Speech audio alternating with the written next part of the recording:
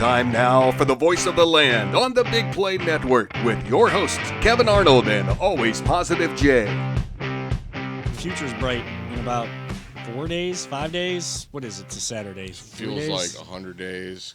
I know. I mean, you got the play-in tournament going on right now, but the Cavs start against the Knicks. We know that they don't have to wait to see who their opponent is. We know who their opponent is. It's an opponent, I believe, that went 3-1 against them this year in the New York Knicks. They came in here without Julius Randle and still beat up on them. Jalen Brunson was, boy, he was otherworldly in that last game at home. That day, the basket looked twice as big for that kid. Yes, and he's a really good basketball player. Oh, yeah. Coming from Villanova, I think him and Josh Hart played together at Villanova. I mean, that's one of those basketball factories, too, in college basketball.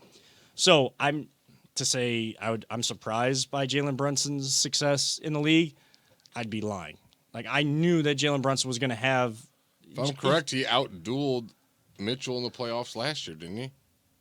I think he knocked him out, the Dallas Mavericks. I think so, yeah. Yeah. So I mean, don't take these guys lightly. Like, I'm not thinking we're just going to go in and beat them up and stuff. Like, I'm a nervous wreck about this game. I'm not going to lie. I think we're going to win, but, man, I think they're going to give us a fight. I think it's a good game. I think it's the best matchup so far in the first round by far. I love that Cleveland's all about it. I love that people are excited. Hearing people say that we're going to sweep them or a gentleman sweep, that 5 game. I'm not frustrated by that or anything. I'm realistic. I think that this could go 6 or 7 games. I'm not saying I'm picking the Knicks, but that's how good or what Tom Thibodeau has done for that team. He has given them a bit of a defensive identity, and they have guys that can go fill it up. Even if Randall's not around, R.J. Barrett can fill it up if he needs to. Jalen Brunson, Josh Hart is one of those X factors out there on the floor. And when it's possession by possession like playoff basketball is, I think part of it is I think people here in Cleveland have forgotten what playoff basketball is. Now, we have that dude in Donovan Mitchell, but it's a different feel to this team. This is a team, not that those other teams and the one that won a championship wasn't a team, but you knew it was LeBron and everybody else. Donovan Mitchell can fill it up and can be Donovan Mitchell and everybody else. But if this team is going to have success, back then, this team could have success by LeBron going off and other people struggling, and this team could still win. Look at the 2007 Game 6 Game 5 Eastern Conference Finals up in Detroit. 25 straight points, 29 of the final 30 points that the Cavs scored to take Game 5, came home, won in 6 games, finally conquered Detroit, who was a strong player in the Eastern Conference at that time. LeBron had to get over that hurdle to learn how to win. There's going to be bumps and bruises. This team is going to have to learn how to win. Playing in the play-in last year is nothing compared to playing in even Game 1 of this series, let alone getting into Game 5, Game 6, like when you're coming down to it and you're in elimination-type games. Every play matters. Every single play matters. You and every cannot player give matters. up on anything. You have to give 100%, 100% of the time. That's the bottom line. Every player matters, too. Yes. Whoever's in the rotation, whoever JB decides to go to, whether it's 7, 8, 9 guys, whatever that rotation looks like, everyone is going to have to contribute. The games that the Cavs struggle in, or if they drop a game here or there in this series, you look at the box score, it's going to be either one-sided, one guy like Donovan Mitchell or Darius Garland or Evan Mobley has a really good game, but everyone else does not. This team is successful when they move the basketball, when they get everyone involved. Donovan may still get 40, but there's times he's gotten a quiet 40. When I say that, I mean that in the best way possible, because you've seen Darius Garland get inside, get it to Donovan Mitchell, get it to Mobley, keeping Mobley engaged. When Mobley is going, you got to keep him engaged. There's been too many times this year where the fourth quarter, Mobley doesn't touch it. You got to get Jared Allen involved. A little bit of energy, even on the offensive side, for a defensive stalwart. That raises your level. That raises your level of intensity, focus, and confidence, so that you go do what your role is to the best of your ability. Everybody's involved, and that's really what this message is going to be. The biggest thing that I love, I don't know if you guys saw this story at all, JB reaching across the Gateway Plaza to Terry Francona for advice, because this is going to be JB's first playoff series, first playoff game as a head coach. He's been in other playoff games on the sidelines with other coaching staffs, but this will be the first time he is a head coach in a playoff series. He got advice from, as much as they have a 3-team coalition between the Browns, Cavs, and Guardians here in town to help the community grow, JB was trying to go, that was a story that just, my eyes went wide and just absolutely loved that. Is that saying that that's what's going to lead them to win this series? No, but it's who JB is, and we should expect it. But it's still eye popping.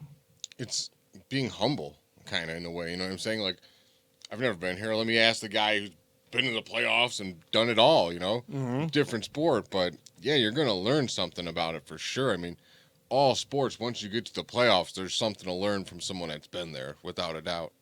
The level of energy, the level of noise when you go on the road, what is that like? Which he's been pumping in excess noise and stuff to get them used to that loudness and stuff. That doesn't raise my antennas as much. It helps, but it's just the little things that's what I'm saying. It's the little things. Yeah, because you hear the Browns are playing in Florida, but they're going to have torrential downpours. So they've been they've been drenching the footballs and playing with that so that they secure it. Well, that's the Browns. That's the Browns. I mean, I'm using the Browns as an example because they're here in town. But I mean, it's the same thing if we were out in Denver and it's the Broncos. Broncos are traveling across the country to Florida in these torrential, whatever weather, they did this to prepare. Or it's a playoff game and they're pumping in crowd noise in the practice facility. I know that the Cavs did more, and methods that they use, I trust that more because they don't just talk about it. They are about it, and they go and execute and get the job done when it's necessary. But I've heard things like that before. That doesn't raise my antennas. What raises my antennas is what you just said. A guy that's the leader of a team going into the playoffs, a superstar on this team with a lot of other bright young stars that have a chance to rise to that consistent all-star to somewhat superstar level in the NBA. Humble enough to go reach across and reach out to Terry Francona to get that advice. And whether it's for him, for the team, whatever it is, I just think that is so impactful. And you love to see that kind of relationship. You're that close to each other. I would hope that you would communicate at least a little bit. And this city has done it right, where the city leaders and the teams have come together to help build the community too. Yes. And you just got to love that, Kevin. You absolutely have to love that. Now, we don't do predictions on this show. I don't do predictions. If you're tuning in I'm for the getting first away time, from you. I don't know. You're wearing on me or something because I'm maybe I should do predictions. I don't like to. Here's what I do see happening, because he's going to be on the national stage. I think you're going to see the Evan Mobley coming out party today. This is where the world is going to see what Evan Mobley is about. And hey, like we say, I want him to be about it. Don't talk about it, be about it. And I think he's going to. I think you're going to see a hell of a series from this kid. We say it all the time on the show. We use a lot of cliches on the show, like sports cliches, but there's a reason why we continue to keep them in people's lexicon, in their vocabulary, because they tend to, more often than not, the averages win out to be like this cliche still matters. Cream rises to the top. When the lights get brightest, and this is only round one of the playoffs, but there's still national eyes on these teams. There's going to be 16 teams left at that point. And the first weekend, every single game one is going to be for national eyes to see. You're playing New York. You're playing New York. There's a reason they call it the Mecca of basketball.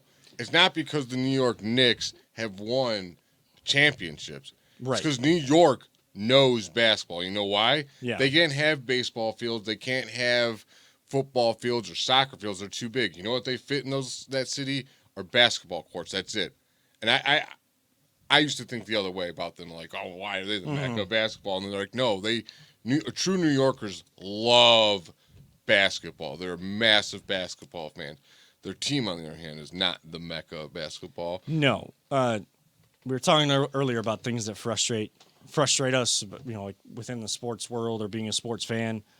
when I hear Madison Square Garden referred to as the Mecca of basketball, that frustrates the heck out of me because the Knicks have not been, the standard at all for a long time, since really the 70s. I know they had good teams in the 90s, but who beat up on them?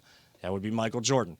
So it's the Mecca. The Madison Square Garden itself is the Mecca of basketball for every opponent that goes in there because the brightest stars tend to have the biggest games there. That's why LeBron never went there, because he had good games as the opponent. He liked shutting up the crowds. I hope Donovan Mitchell and this team have that. And young guys like Evan Mobley, we see what we saw during the season, and they go show the national audience what they're about. I don't hate Knicks fan. I really don't. I actually think they're fairly respectable fans. I think Spike Lee's a little crazy, but if a player, an opposing player is having a hell of a game, they'll applaud you. They'll they'll give you a standing ovation. Like when you do something special in that place, they're smart enough to realize, all right, our team sucks right now, and this dude is just having a hell of a game. Yeah, and they just seem classier than those damn Yankee fans. I can't stand them. They're complete opposite fans, I think. Somehow, but I mean, a lot of them would say that they are Yankees Although I've fans, never been to a Knicks game, so I could be. Yeah, and like you don't see as much because it's it's got that spotlights all on the court. Yeah, Rocket Mortgage Fieldhouse kind of has that, but when you go, when it was Staples Center or the Coliseum in LA, and more so lately than it was in the past, but when you go in New York, like it's Broadway, it's lights on the stage, spotlights they don't have on the stage. No reputation like the reputation of Boston has. Like they're known for having some jerk fans. Yeah, I mean every fan base does. Like there's definitely jerk fans in the Cleveland fan base too. And when those stories come out, it's not super loud about like how Boston. Like a lot of people just really don't like playing there. Yeah, like it has a reputation of being a lot of jerks that go there. Where like the Yankees are known for having some real jerks that go there. Like you don't hear about that about the Knicks fans. So I got to give it to them, but I still want to beat your ass. Before we hit the break, expectation is to win the series, though, right? Oh, for sure. I mean, it feels like a little bit of a letdown if the Cavs don't at least win. I've told you, like I'm not afraid of any team in this East. Like I think this team's potential could win the East. I truly believe that if they play their game, play to their potential. Everyone that contributes, they could beat anyone in the East. They've shown it. They have a winning record against Boston Celtics.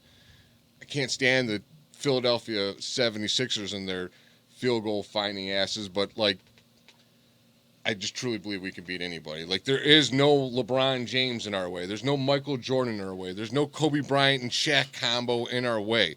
Are there good teams? Yes. And Giannis, he's a hell of a player, but he is not those players. I will not put him in that stature yet. I'm sorry. Well, Saturday at 6:00 cannot come soon enough because I'm sure the players are sick of talking about it already at this point, halfway through the week. I'm sick of talking about it. All we want is the actual basketball. And playoff basketball is here, and it's in town. If you have a chance, get out there and make sure opponents feel you just like they always have. It's not 20,562 anymore, but whatever amount of people can fit in that arena, make sure every opponent that comes in feels you and feels you in where they don't shut you up like LeBron tend to like to do. Use home court as the advantage, and then go shut up the away fans. And let's see what kind of run we can make in these playoffs.